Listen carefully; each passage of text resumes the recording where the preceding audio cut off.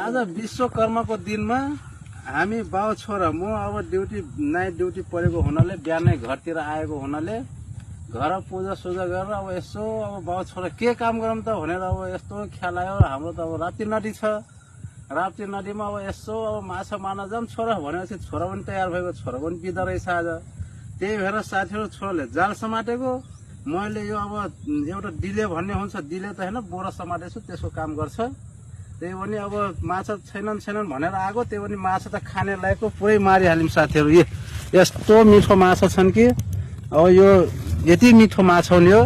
अनि हामीले मारेको फेरि यही नदीमा हो है साथीहरू, यो राप्ती नदी हो हाम्रो, यो सतबरिया गाउँको राप्ती नदी हो। अनि यस्तै हाम्रो यहाँ बनेको पुल पनि छ, फेरि यो नजिकै पुल पनि छ। पुलको छेउमा यही पुलको छेउमा चट्ट यहाँ खरबारी पनि छ, यस्तो राम्रो ठाउँमा। अनि मार्दा अलिकत भल बढी आएर अलि मार्न पाइएन। यति पनि जे होस् जति पनि पुग्छ, बाउ छोरा आछन् चट्ट।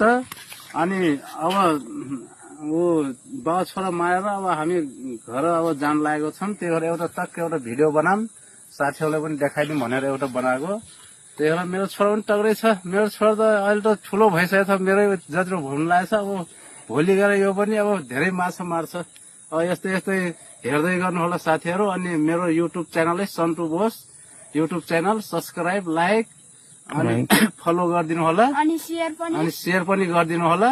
ल यति भन्दै फेरि अरू यस्तै भिडियो ल्याउने छु साथीहरू। ल यतिको लागि हेरिदिनुकोमा थ्याङ्क यू, धन्यवाद।